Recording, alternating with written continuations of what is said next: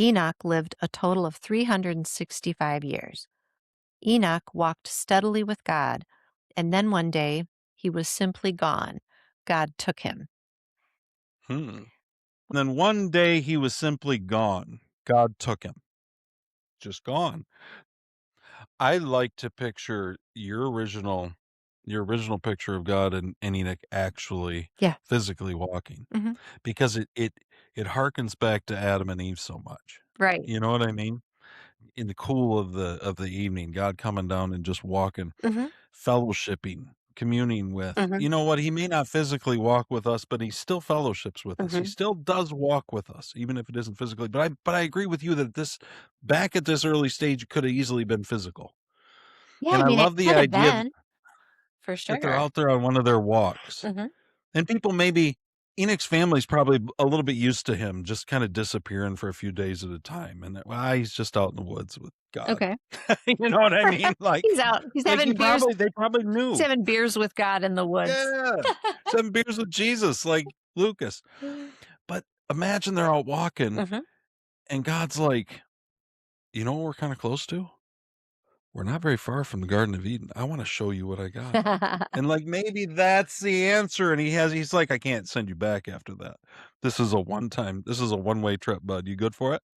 And Enoch's like, Right? let's go. You know what I mean? Yeah.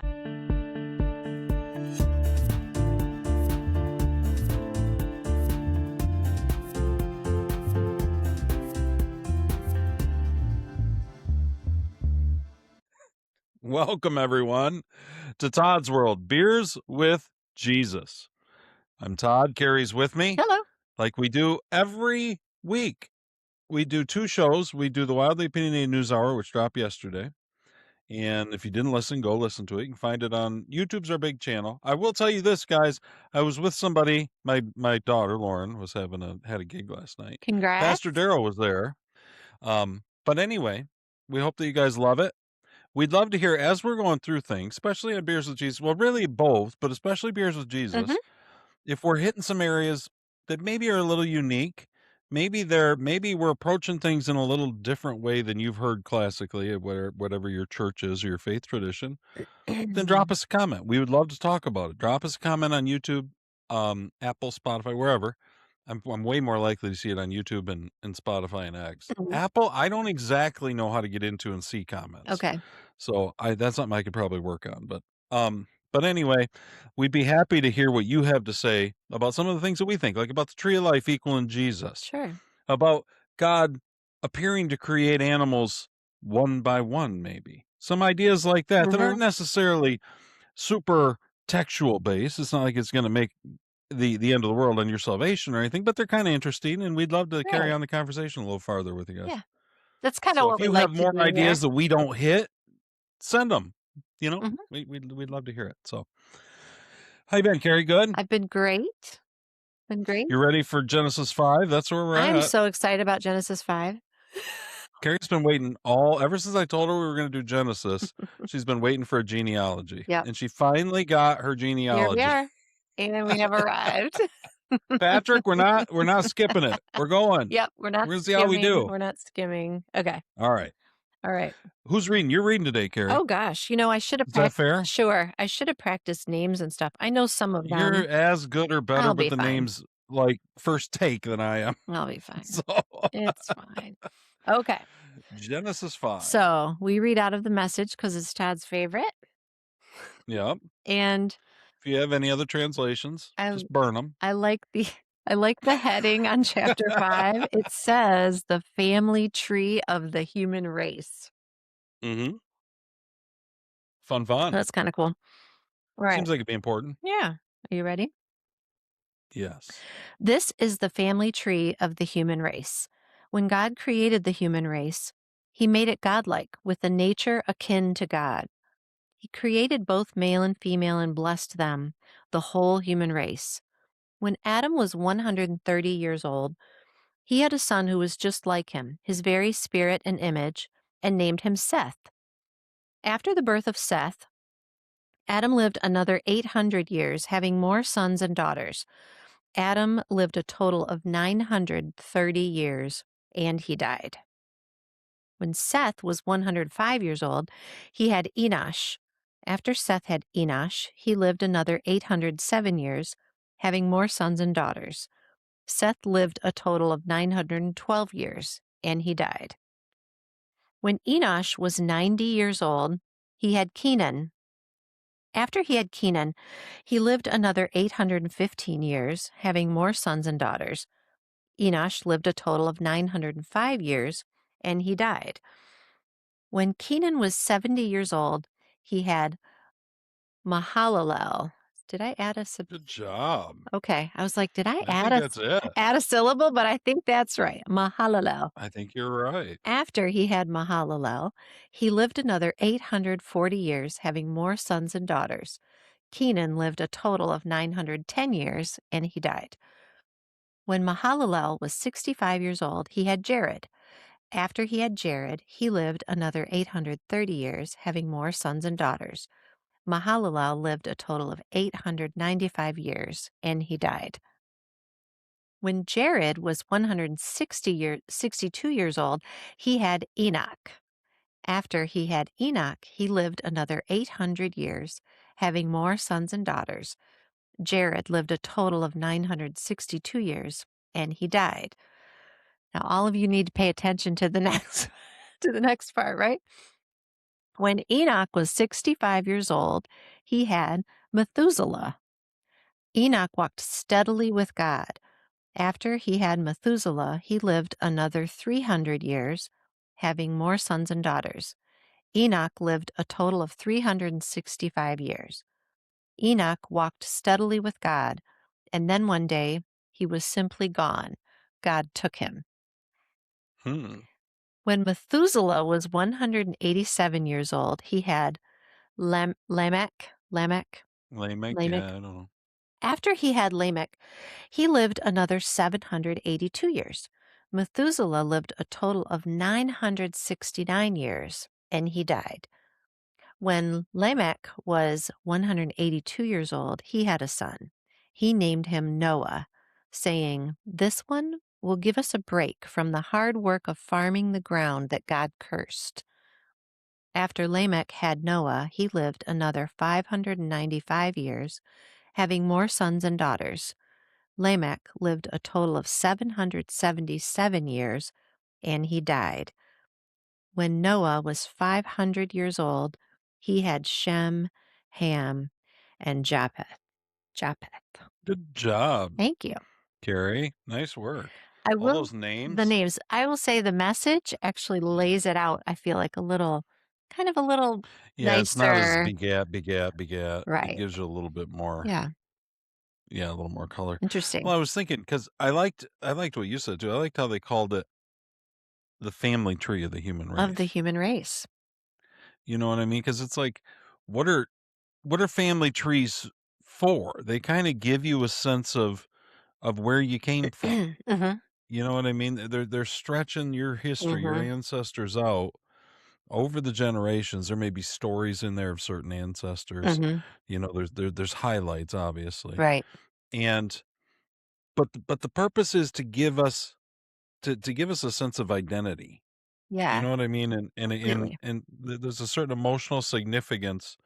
So we're not limited to this. Well, back then it was a lot longer span of years, but Right. to this short span of years. You know Mhm. what I mean? Right. As a matter of fact, I want to do something we don't do a lot on Okay. beers. In fact, we almost never do it. But I'm going to share. This isn't a clip, Okay.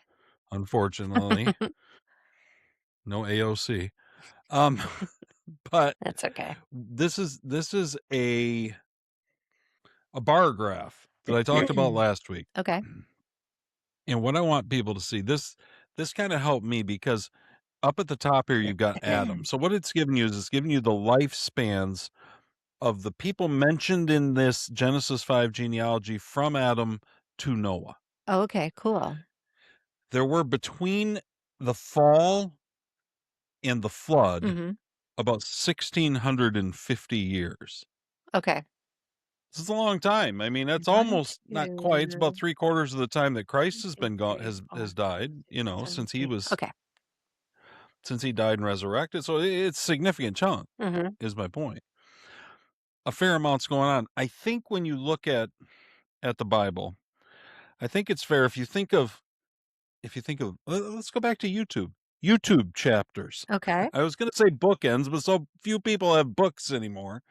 But if you think of like bookends or chapters or however you want to think of it, I think that this period it begins at the very end of Genesis 3. So that's the first kind of bookend. So God expelled them from the Garden of Eden, sent them to work the ground, the same dirt out of which they've been made. Mm-hmm. And God puts the cherubim. So the fall is the beginning. And then I think the other bookend on this period is actually in Genesis 6. And it's not in verses 1 through 4, though we're going to hit those for the record, guys, Oh next yeah. week. We're going to talk about Genesis 6, 1 through 4, which is the Nephilim, the sons of God marrying daughters of men, Okay. giants, all of the wild stuff that seems to be very, very popular right Okay. now. We're going to spend a whole show on that. Okay. That'll Um, be fun. but if you go to Genesis 6, 5, Mm-hmm.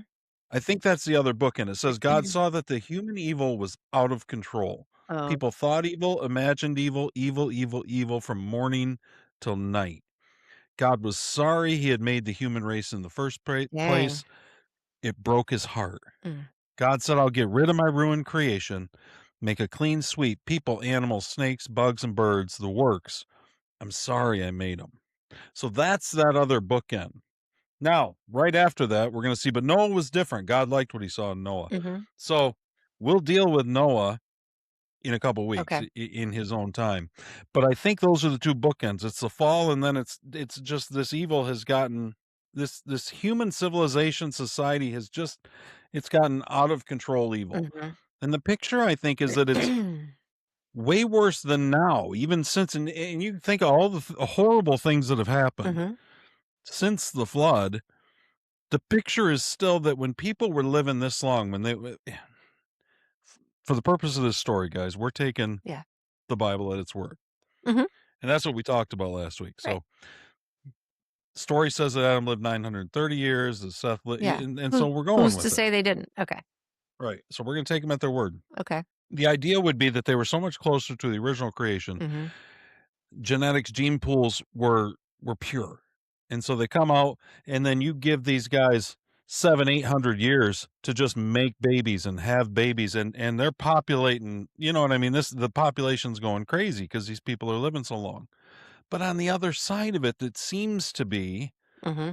that they didn't get better the longer in other words, living 800 years didn't give them an extra 700 years in which to find God, in which to conform their lives to God's plan. It seems like Right. it went the other way. Okay. It seemed like evil multiplied. Mm-hmm. Like the longer these people lived, the more evil multiplied and varied and as they went through their life, they're finding all kinds of new tastes for all these things that God created, but he didn't create to be tasted in those ways. Do you know what I mean? Mm-hmm. So you said this covers, you said like 1650 years. 1650 years from the fall to the flood. Okay. So we're looking at 10 generations here. Well, and it's not the end of his, whatever. It's a long time. 10 generations, Mhm. but 10 generations now, just to put it in perspective, is like 250 to 300 years.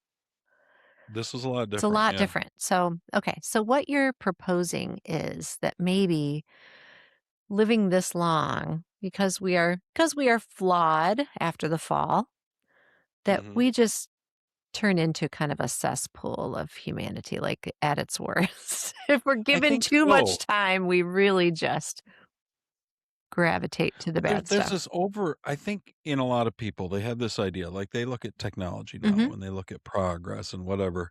And there's this idea that if we can just keep following this road of scientific progress and technology, that eventually Mhm.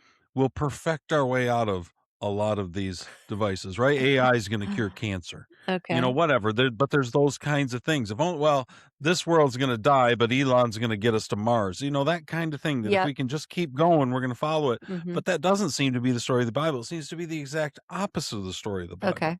because while Cain's line is flourishing, and there's all these people, and there's all these technological developments, I might argue that there was as many or more that it's certainly possible the technological developments of the pre-flood Mhm. society were greater than ours. That blows a lot of people's mind. I think it's possible, and I think that a flood would wipe out everything to where you wouldn't have any. I think if we had a worldwide flood now, there'd be nothing left. Nobody would ever know. It wouldn't be buildings. There wouldn't be. You know what I mean? Okay. I think the signs would be gone. God levels it. What kind In of a way, okay. the flood's kind of a picture of like what he did with Jerusalem in AD 70, where he's leveling that institutionalism. But it's that same kind of idea. You know what I Mhm. mean? Although the difference is going to be that when we come back after the flood, you're going to see God introduce actually human institutions. You're going to see him introduce human government. You're going to see kind of religion in a more institutionalized, structured way developed. And so what you see is that God's. It almost seems like God's trying to put some guardrails I was up. gonna say it sounds like setting up guardrails where Yeah, like the exactly. first 1650 years, there really weren't any guardrails. Okay.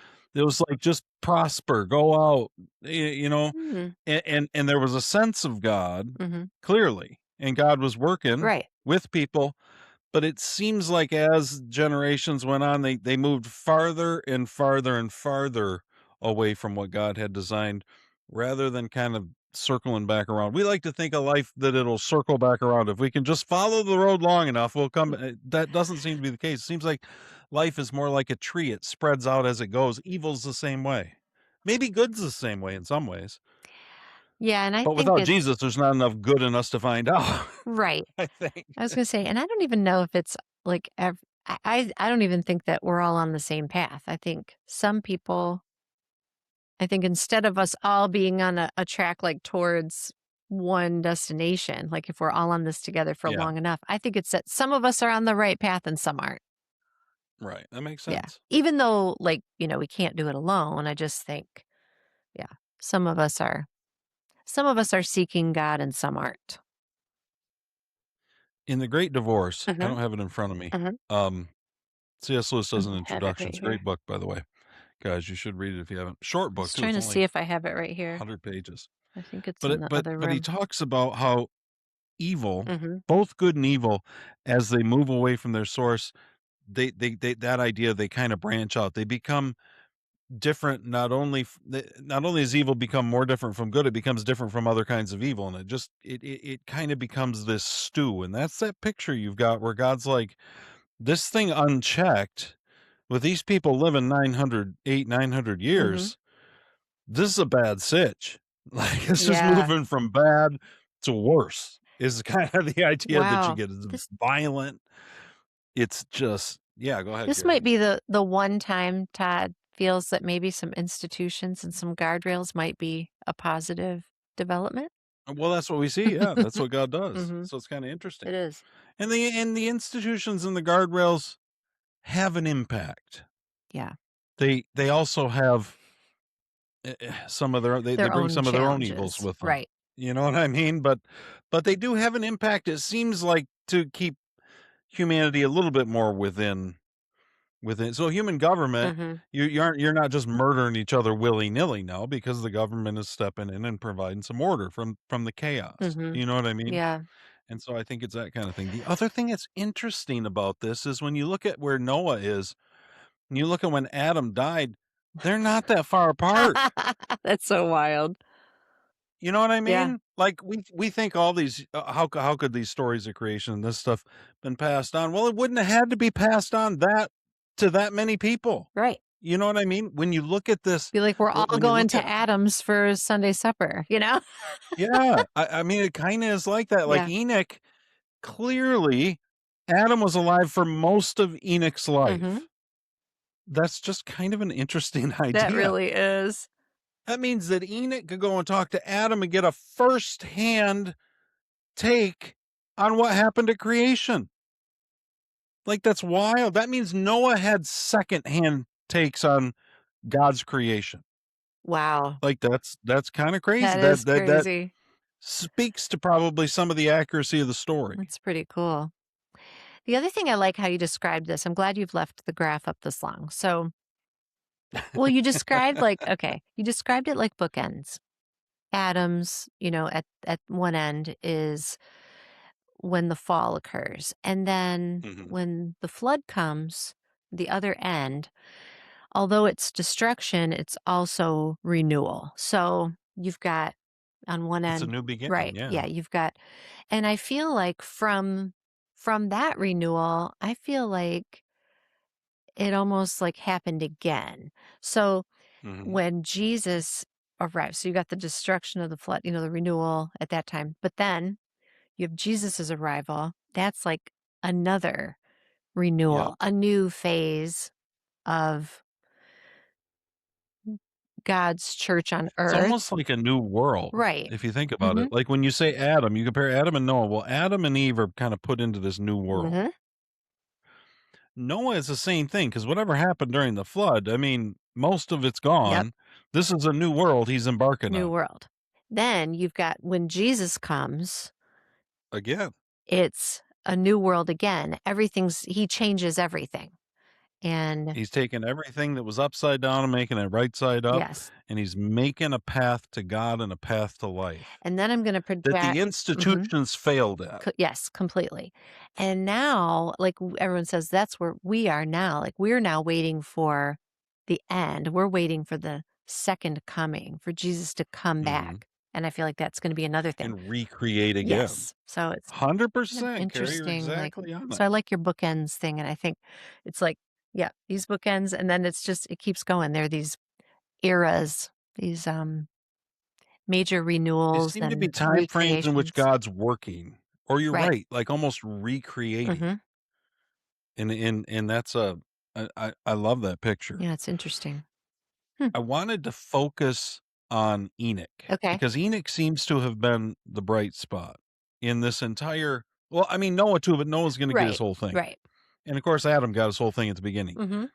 And Seth obviously is a bright spot. Yeah. This entire line, They all play their but it's part, E but but they all died except Enoch, which I right. think is Thought interesting. that was so interesting. And Enoch, to give you an idea, when we talk next week about Genesis 6, 1 through 4, Mhm. we're gonna get into the book of Enoch a little Oh, bit. That's cool. not it isn't a biblical, it's not been canonized. It's not recognized as a biblical Oh. canon except in the Ethiopian Orthodox Church, which I know sounds a little weird. There's one I little was gonna say region. the Ethiopian Bible has Enoch, but does the Yes. Catholic Bible not have Enoch? No, it Okay. doesn't. It's an apocalyptic type book. It uses Enoch's name. It wasn't written by Enoch. It was written by a collection of authors probably 2 or 300 years before Jesus was born, so Okay. 2nd or 3rd century BC. But it is quoted by both Peter and Jude in the New Testament, Mhm. and so it's given some heft. They considered it, I think, if not scripture, Second Temple writing, C.S. Lewis kind of stuff, if that makes sense. You know what I mean? Mhm.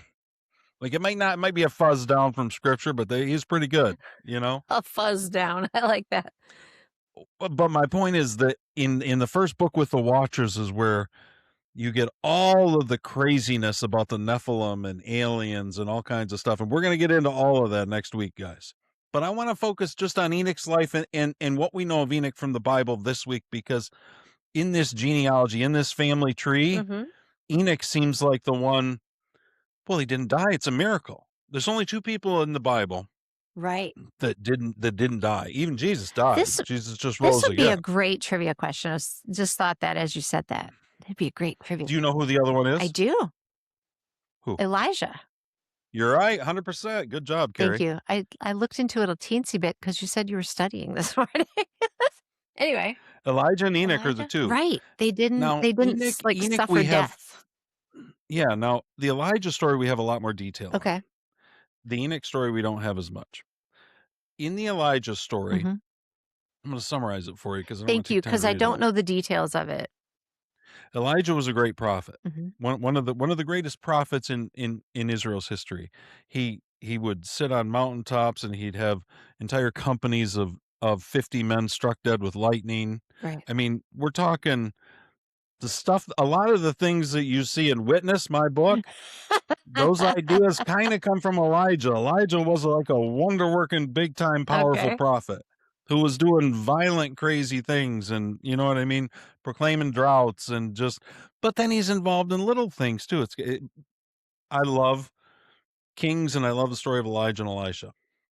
Elisha was who he was kind of Elijah's right-hand man. He's who God provides Elijah to carry on the prophetic ministry once Elijah's gone. Mhm. He's a mentor to Elisha. It's a little confusing for Right. people because it's Elijah, Mhm. Elisha. Well, when it's time, when Elijah knows that it's time that God's going to take him, he tries to get Elisha to like go do some other errands, but Elisha's been given a revelation, and he's been told by some other prophets, some other sons of prophets, whatever you do, God's going to take your master today. Don't let him out of your sight. Oh. So over and over again, 3 different times, Elijah tries to get Elisha to go do something else so he can kind of get away. Elisha won't leave him. Elisha says, I will not leave you regardless. So then, he knows that God's going to take Elijah that day, Mhm. his mentor. And Elijah says to him, what can I ask? Essentially, what can I ask God for you? When I'm gone, what do you want? And Elisha says, I want to be twice as powerful as you were. Wow. Essentially, it's like a ballsy I claim, mean, it's man. good to pray big, but I feel like that was probably not. It's like the Michael Jordan of the Old Testament here. I wanna be It's like, I want to twice do as twice good. as much as you did. Yeah. Okay. Elijah then says, man, that's a tough one. That's what he says. You don't know what you're That's asking a asking. lot. Yeah.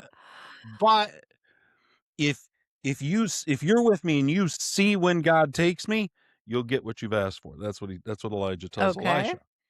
And they cross the Jordan River, and a fiery chariot. The idea is a chariot, a heavenly chariot driven by angels, comes down. Elijah's picked up kind of in a whirlwind of fire Mhm. and taken up to heaven and never dies. And Elisha watches the whole thing. Mhm. Elisha picks up the garment, the cloak that Elijah Yep. had, and he rolls it up. And he's standing at the Jordan River, and he says, if the God of Elijah is still with me, split this water. And he hits the water with this rolled up robe, Yep. and the water splits on both sides, just like the Red Sea. Wow. And he walks across, and he tells the other prophets, he says, listen, they're like, we got to go look for Elijah. And he's like, God took him. He's gone. You don't need to go look for him. And they're like, no, we need to go look. And he's like, okay, go look. So they go out, they look for a few weeks, they come back, they're like, we can't find him. He's like, yeah, I know, because God took him. Okay. Okay, that's the long and short of Elijah and Elisha. Okay. What happened with Enoch was a little different. Mhm. With Enoch, what it says is that Enoch walked steadily with God. So when Enoch was 65, he had Methuselah. Enoch walked steadily with God. After he had Methuselah, he lived another 300 years, having more sons and daughters. Enoch lived a total of 365 years, far less than most of the people of his day and age, Mhm. like a third less. Right. But he's walking with God. Mhm. And it says that Enoch walked steadily with God, and then one day he was simply gone. God took him, just gone. Now, if you go to Hebrews 11:5, Mhm. Hebrews is the hall of faith. We're going to do this on and off throughout the Old Testament, or throughout Genesis. Mhm. Hebrews 11:5 and 6. By an act of faith, Enoch skipped death completely. They looked all over and couldn't find him because God had taken him. That sounds a lot like Elijah. Right? You know what I mean? Yep. We know on the basis of reliable testimony that before he was taken, he pleased God.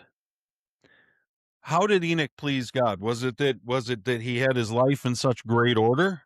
That he was so concerned about doing right that he had aligned his life to where God was like, yes, you've made it. Is that how did he work his way into favor with God? What do you think? I don't know. We're just told that he walked with God. What do you say? Steadily. Walked steadily with God. I mean, almost feel like at this point in the Bible that could be literal. Like Enoch and God could be walking around together is kind of 100%. I how I agree feel. with you. It's almost like they're just really close. I feel like Enoch and God are like this. The author of Hebrews goes on to say, Okay. we know on the basis of reliable testimony that before he was taken, he pleased God. Then he says it's impossible to please God apart from faith. There you go. It's faith. Mhm. It's faith at the beginning. It's faith at the end. It's faith the whole way through. It's faith that gets us right with God. Okay. And why? Because anyone who wants to approach God must believe both that he exists and that he cares enough to respond to those who seek him. There you go. We've talked about that passage before, but that's specifically about Enoch. So what did Enoch what were the two overriding factors of Enoch's life? Well, he believed that God existed, he walked with Mhm. him. He knew God. Everlasting eternal life is to know God, John 17. That's what we talk Okay. about. It's not to get to heaven, it's to know God. Enoch was already partaking in that eternal life here, Mhm. and boom, God takes him to heaven. But it's by faith. It's still Christ who justifies him. Does that make sense? Mhm. Even though he's looking ahead to a deliverer that God's gonna send Mhm. to cover it. Right. Make some sense? I Sure. should take this graph down. Okay. I've had this graph up forever. Sorry, guys. Hope you like that graph. Yeah. No, it was interesting. I kept looking at it. So, okay. So, Enoch. Enoch through That's all. Yep. faith. I like how God has a couple exceptions too. Mhm. Like he It's says, it's appointed interesting. unto man once to die and then the judgment, except for Enoch and Elijah. Yeah. You know He's what I like, mean? "Yeah, yeah, I'd like their company right now." I know that's kinda how it It's is. It's it's kind like, of what it seems like. I think you're right when you're picturing God physically walking with I Enoch. mean, yeah, the way that walking steadily with God. And doesn't it say And twice. It says it twice. yeah. In Jude, it talks about Enoch. Jude is the little book before Revelation, second to the last book of the Bible that only has 1 chapter. It doesn't even have Oh, chapters. really? It It's only it's has just one 1? little guy. Okay. But he talks about Enoch in Jude. Okay. First Peter talks about Enoch too. But what he says about Enoch in Jude 14 through 16, Mhm. the verses, Enoch, the seventh after Adam, prophesied of them. Look, the master comes with thousands of holy angels to bring judgment against them all, convicting each person of every defiling act and shameless sacrilege, of every dirty word they have spewed of their pious filth. They are the complainers, the bellyachers, grabbing for the biggest piece of the pie, talking big, saying anything they think will get them ahead. But remember, dear friends, that the apostles of our Master Jesus Christ told us this would happen. In the last days, there will be people who don't take things seriously anymore. They treat them like a joke. So you get this idea of Enoch being a prophet, and we're going to see this in the book of Enoch next week. But he prophesies this coming judgment of God, the flood, what ends up being the Oh, flood, okay. Okay. and he so Enoch is this kind of pillar. In fact, I don't think it's unreasonable to think that when God sees something in Noah, that's that family tree at work. Mhm. That's that line of faith Mhm. at work through Enoch, through Seth, through Adam. Mhm. Do you know what I mean? So Right. even when the world's getting worse than it is now, worse than we can think of it, Mhm. even as evil is multiplying all over, God's got a line of faith that he's working through, and he's got righteous people Right. that still care about him, and he's still in the dirt. Mhm. And he still provides a way. We're gonna see that with the flood. What do you think, Carrie? Those are some of my thoughts bouncing I around. like those thoughts. I looked up No, I do, and obviously, by the genealogy, the culture, this culture, the firstborn son is important. And in Mhm, the genealogy, the firstborn son is the only one named by name. mhm. Um, so I was curious what Enoch meant. I looked it up and yeah, Enoch. It means dedicated or consecrated. Hmm. And so now I don't know, you can argue whether these names like cause them to have like a particular destiny or if they I read that in some of my study that the name, like Noah means comfort. right and peace. And Like that, no, I'm yeah, peace. Mhm. that there is something, like I said, real significant about names, especially back then, Mhm. especially when God's so on the scene with people. I think you're right about that. So it's interesting. Yeah, if he's dedicated, consecrated to God, it's interesting that he got, spared death and God took him early. It's interesting. Um, It's interesting that they were just out looking for him, yeah, and he was he was gone. gone. It's like, But I think that I was going back and forth mhm, with Grok on this morning. I know that okay. sounds crazy because Grok's AI, but I feel like the Elijah and the Enoch stories, they're just such good parallels. I feel like Mhm, if there's a lot more detail in the Elijah story, we can assume that there was some of that laid into the Enoch story. What I mean by that is that God always has a witness that he leaves, and even if there wasn't an eyewitness to Enoch being taken by God, I gotta believe that within this godly line, this faithful remnant, mhm, that maybe it was by a peace that God gave them, maybe it was by revelation, by dream, by whatever, mhm, but I think they knew right. because he says in Hebrews 5 that it was on the testimony of reliable witnesses, and I just think God left a witness that, "Listen, I took them because I loved them so much. Mhm, Like, it's gonna break my heart so much to do the flood, but every once in a while, somebody comes along and, man, I just love him so much, I just didn't wanna take the time to wait for him to die." right, You know what I right. mean? Well I had cardinals to make for well, him. and you know what else? Cardinals to make. I was trying out some new bird designs. No, Todd, you know what though? And I don't know. At this time, they did not have a concept of eternal life or salvation, correct? I mean, there was I don't no think so, such thing. So it just occurs to me too, if he loved but I think if they he must have had an idea about like I said, remember all of Enoch falls within Adam. Mhm, So, they must have had a concept of the tree of life. They must have had a concept that there was a way to enter into, right, or at like, least there had let's call been. it God's paradise. It wasn't necessarily an afterlife Right. concept to them, but if Yeah, I you don't think they thought of it that way. no, it was probably more like, "Hey, there was this amazing garden where we started, but we screwed up." Mhm. But he probably told the family about that, and then maybe that's where the concept of God's paradise comes from for them. But I'm thinking about it, you know, if everyone at that time, and I know God loves all of his children, but if everyone at that time's living their lives until they die, and then there's just nothing happening with them at that time, that obviously bothered God. He wanted to spare Enoch of that, and it was gonna be how many more generations, thousands of years Right. before Jesus came and created that opportunity for after death to join God in his Mhm. paradise, whether that's the garden literally or heaven or whatever it is. So maybe it was like, "You know what? I'm gonna spare Enoch of that. I'm gonna spare Elijah of Yeah. that. Why let them It just could be. die and be waiting?" Yeah. Maybe their faith and their all of that was just so strong and pure that he said, "They're ready to be with me now." I like to picture your original picture of God and Enoch actually Yeah. physically walking Mhm. because it harkens back to Adam and Eve so much. Right. You know what I mean?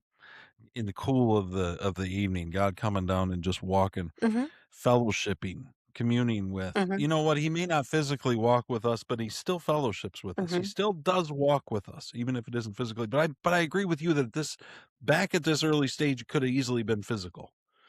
Yeah, And I I mean, it love the could have idea been, for that they're sure. out there on one of their walks. Mhm.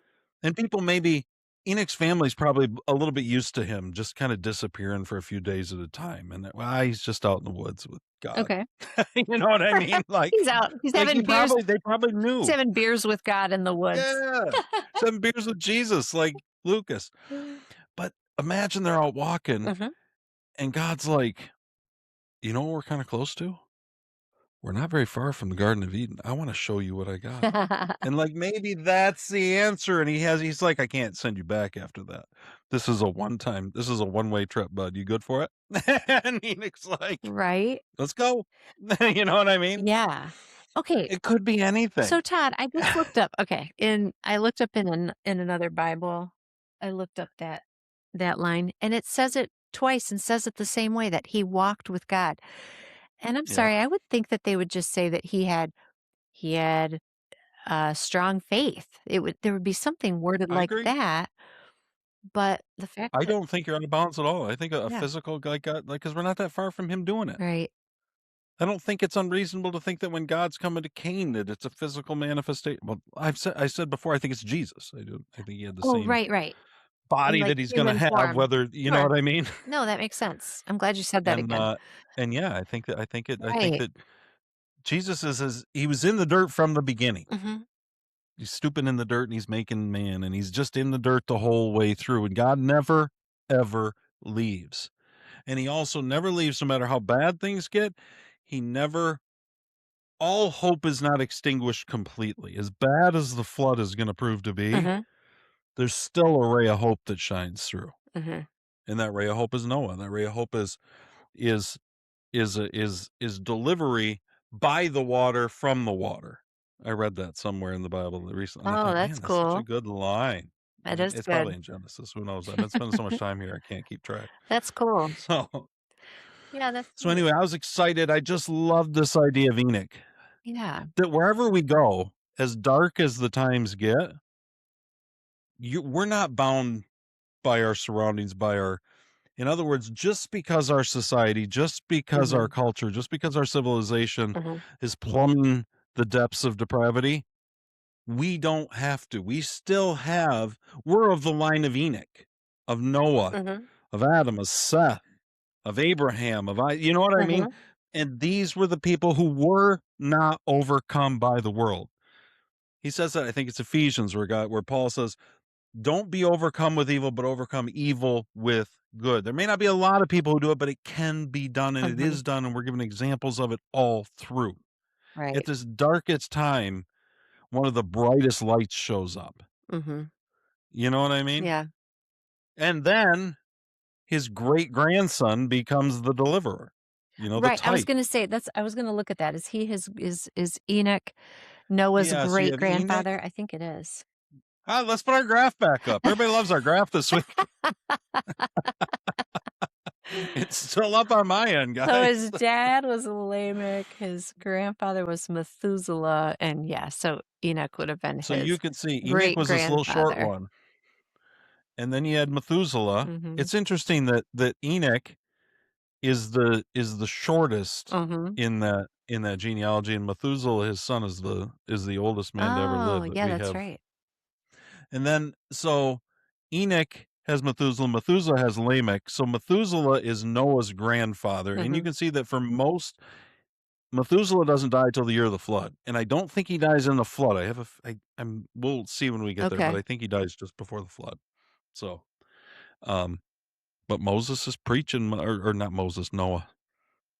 There's so many of them, and they're types of each other, you know Mhm. what I mean? Right. All the way through this story. Yeah, So, really interesting. next week, Mhm. we're gonna get into the Nephilim, Okay. and the giants, and the hybrids.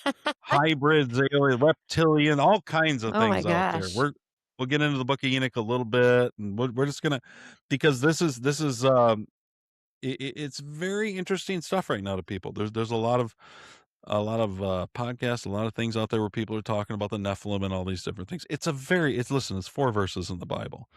I promise you it's not that important, but it's real intriguing. It's I'll give intriguing, everybody that. sure. It's a cool gig, and Yeah. we're gonna spend a You have a a week dealing you with have a it. natural But fascination with it.